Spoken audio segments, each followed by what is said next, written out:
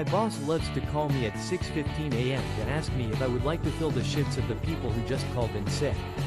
This is an everyday thing. I was bored and frustrated, so I decided to volunteer at 3:30 a.m. to call this same manager to ask if they needed extra help. It's become a common occurrence for my manager to contact me at an ungodly hour, specifically 6:15 a.m., to inquire about my willingness to cover shifts left vacant by absent coworkers. Every day brings a repeat of this routine. Feeling disenchanted and fed up, I opted to play a trick on my manager by calling them at 3:30 a.m. to see if they required any extra assistance. To my surprise, he became extremely irate and attempted to write me up for my actions. However, I was prepared and presented the timestamp records of the calls I had received from him. Since then, I've been spared from these early morning calls.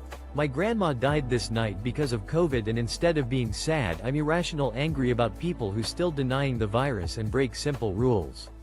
I see parties held by stupid influencers and I really want to punch them.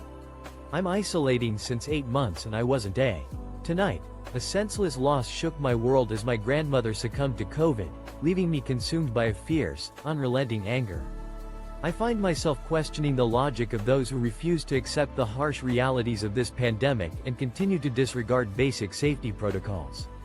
Their thoughtless actions, like those of the self-absorbed social media influencers who flaunt their parties without a care, only fuel my ire.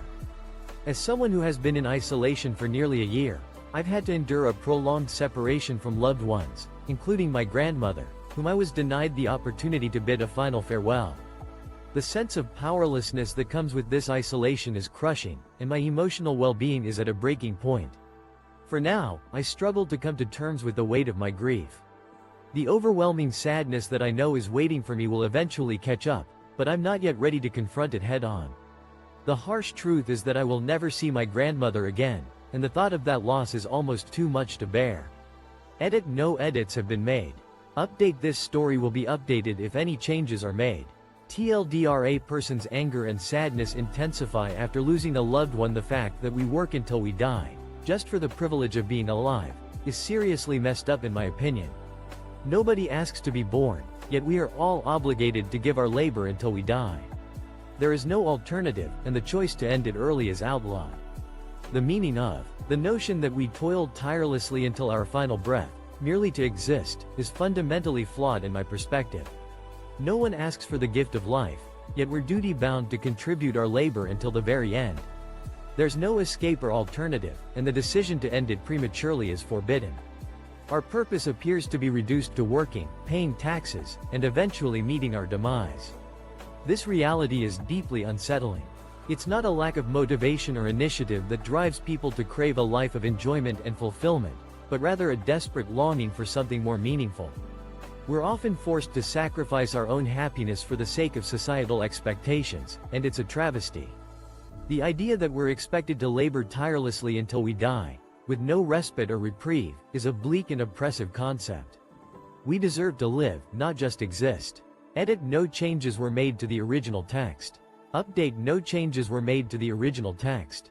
TLDR: the concept of working until death and sacrificing happiness for societal expectations is deeply flawed and needs to be re-evaluated. My new stepmom is younger than me. Some of you are disgusting. I'm glad this is a throwaway because the amount of incest stuff and Asian bigotry and racism sent to my inbox and the chat was off the charts. And all the porn comments here were not necessary. Grow up, I guess. A significant age disparity exists between my new stepmother and me. I am appalled by the vile comments I've received, filled with incestuous overtones, racist remarks targeting the Asian community, and unwarranted explicit content.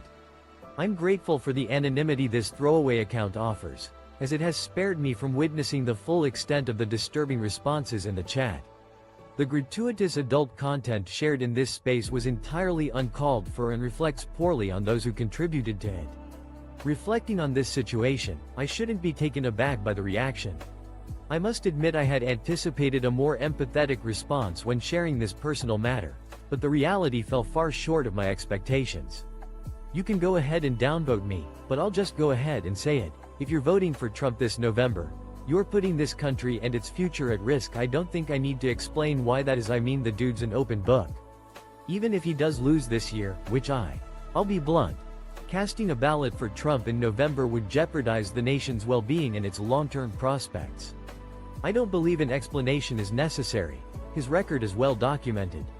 Even if he loses in the upcoming election, it's likely to take considerable time to repair the harm caused by his policies.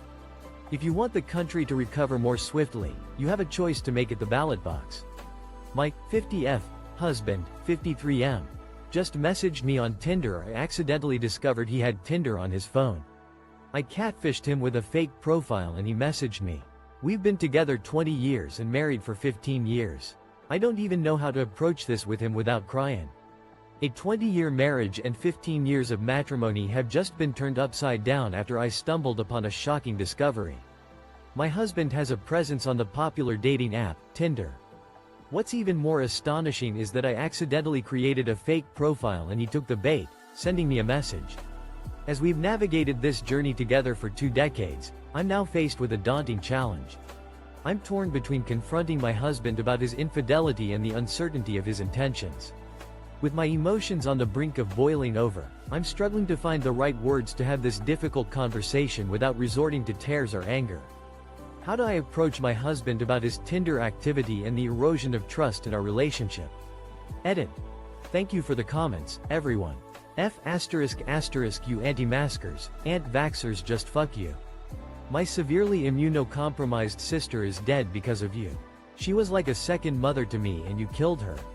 Her children no longer have a mother because you killed her. She did everything she could to prevent this from. To those who refuse to protect themselves and others you who reject masks and vaccinations, I have nothing but contempt for you. My sister, whose immune system was severely compromised, met her demise due to the actions of people like you. To me, she was more than a sibling. She was a second mother who instilled in me values and compassion that I will carry with me for the rest of my life. Her children are now left motherless, a loss that could have been prevented if you had chosen to take responsibility for your own actions and for the well-being of others. Despite her best efforts to avoid this outcome, she was placed on a ventilator just hours ago and unfortunately succumbed to her condition. The pain I'm experiencing now is something I hope you will come to know one day. U.S. history teacher admitted she liked to look at our legal advice, so if you see this, would up Mrs. Miller, I did my work. Edit. Thank you all for the upvotes, but please don't give out the schools or location of your teachers. If you would please just refer to their names. I would. A U.S. history teacher confided in a subreddit community that she occasionally browses our legal advice. A student noticed this and chimed in with a casual greeting, addressing the teacher by name. Edit.